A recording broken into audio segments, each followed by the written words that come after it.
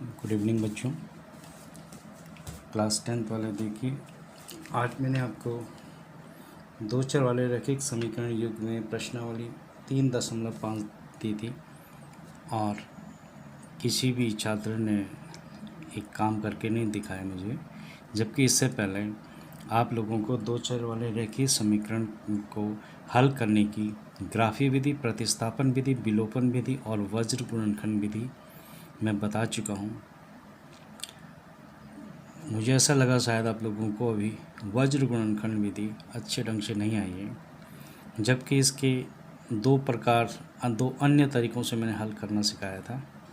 आज मैं एक और विधि से आप लोगों को वज्र गुणनखंड विधि, दो चर वाले रैखिक समीकरण को वज्र गुणन विधि से कैसे हल करेंगे, तो इसके बारे में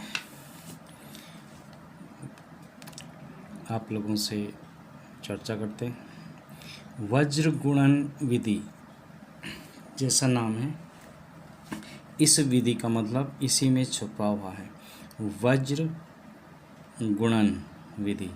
तो वज्र का मतलब होता है, वज्र का मतलब क्या होता है? तिर्यक।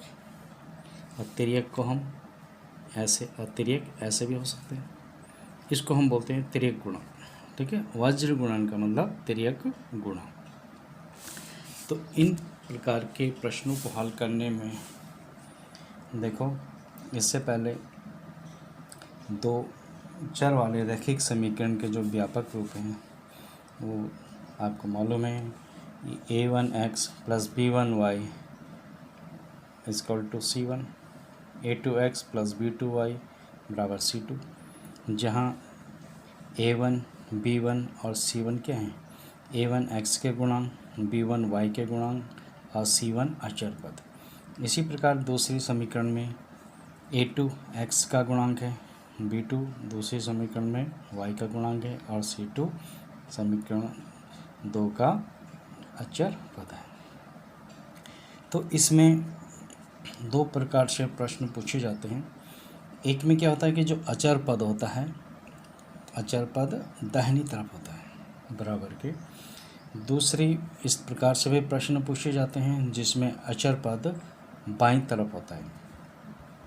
इससे पहले जो हमने आपको हल करना बताया था, तो उसमें हमने यही कहा था कि जो अचर पद है उसको बाईं तरफ ले आते हैं, फिर उसको हल करते हैं। लेकिन अगर अचर पद दाहिनी तरफ है तो उसको हम डायरेक्ट ऐसा भी हल कर सकते हैं, और अगर लेफ़्ट साइड भी है तो भी हम उसको आसानी से हल कर सकते हैं। इसको ये कोई ज़रूरी नहीं कि उसको हमें लेफ़्ट साइड में लाना ही है। तब इस विधि, अगर हमें जो यहाँ पे एक समीकरण लिया है मैंने, 8x + 5y = 9 और 3x + 2y = 4, ये इन दोनों में किस रूप का है? हमें नज़र आ रहा है कि ये इस प्रकार का है। इसमें जो अचर पद है वो बराबर के दाहिनी तरफ है। तो इन प्रश्नों को हल कैसे करते हैं, ध्यान से आप समझिए। इस विधि से आप लोग अच्छे प्रकार से हल कर पाएंगे। जो इन तीनों विधियां हैं, ये जो चारों विधियां हमारे पास, ग्राफीय विधि, प्रतिस्थापन विधि, विलोपन विधि और वज्र गुणन विधि, इनमें सबसे सरल विधि वज्र गुणन विधि ही है, क्योंकि इसमें कम समय लगता है और आसानी से हम प्रश्नों को हल कर लेते हैं। परीक्षा में अगर आपसे पूछा जाएगा कि दो चर वाले रैखिक समीकरण को हल करिए, अगर कोई कंडीशन नहीं है, अगर उन्होंने ये नहीं कहा प्रश्न में कि ग्राफीय विधि से हल करो, प्रतिस्थापन विधि से हल करो या विलोपन या वज्र गुणनखंड, तो आप किसी भी विधि से इसको हल कर सकते हैं।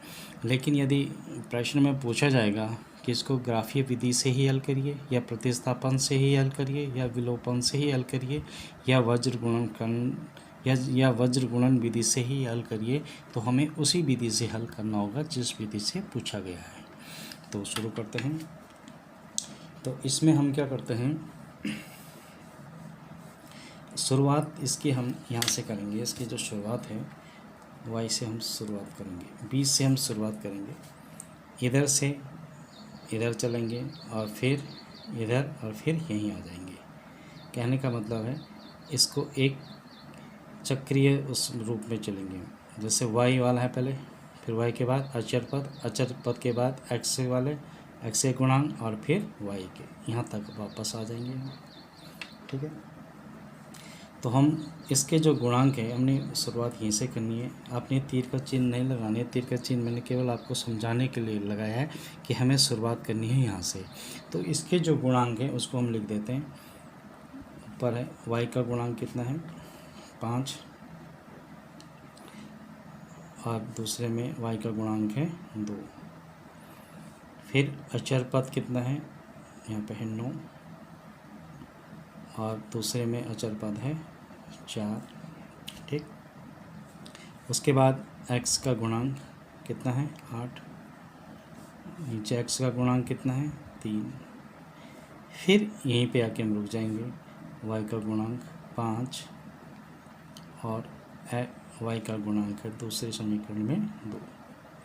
कहने का मतलब है यहाँ से शुरुआत करी, इसके गुणांक लिखे हमने, फिर अचर पद के गुणांक, फिर x के गुणांक और फिर y के गुणांक, यहाँ पे हम रुक जाएंगे। इसके बाद इन दोनों के बीच में यहाँ पे हम लिख देंगे x, इनके बीच में यहाँ पे लिख दिया y, इनके बीच में यहाँ पे लिख दिया -1।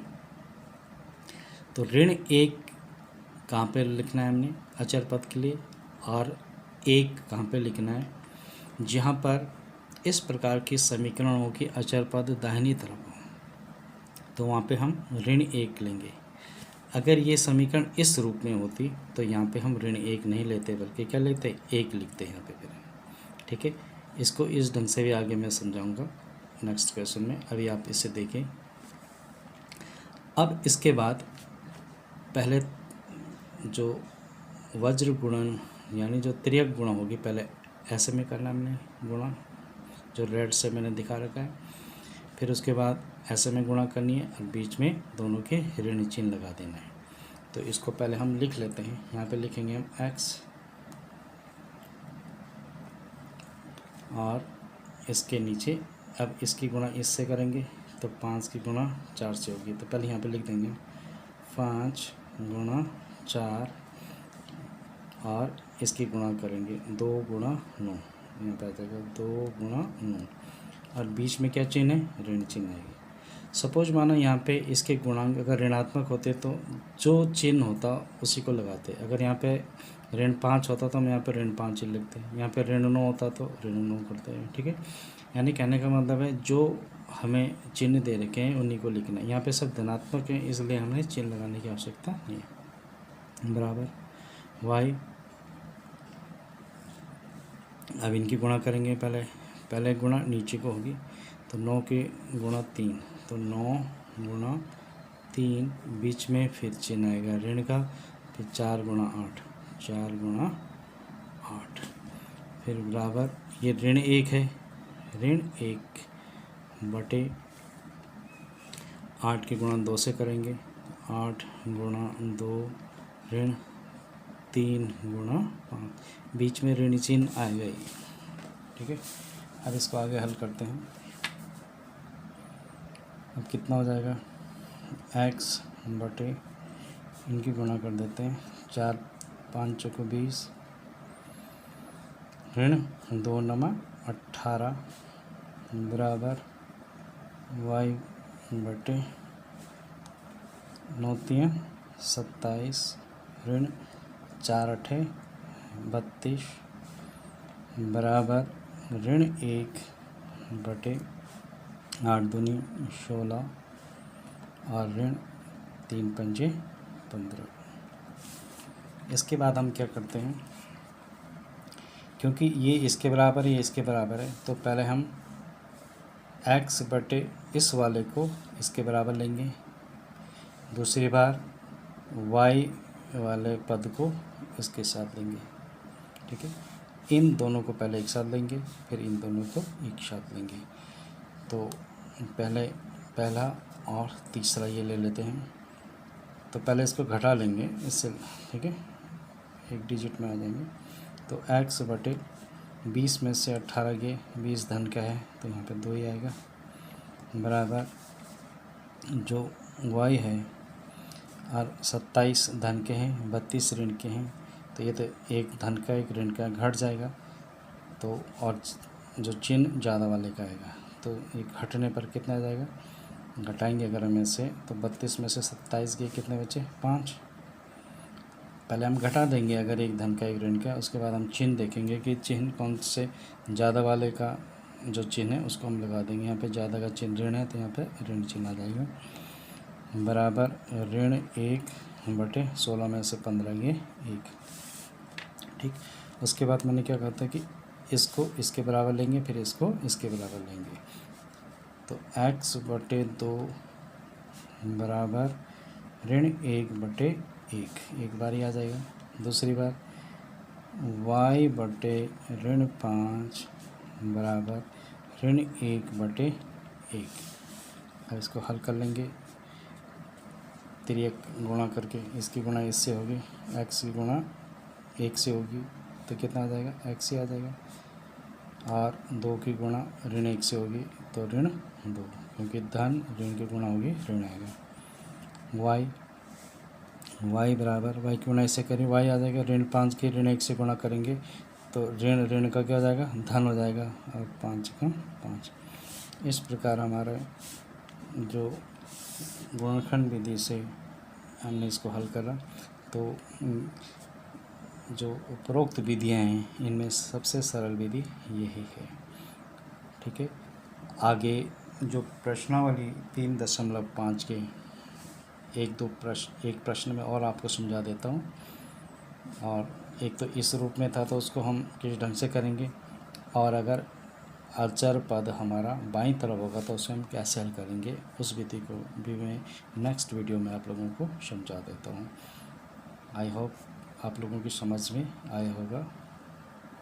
Thank you.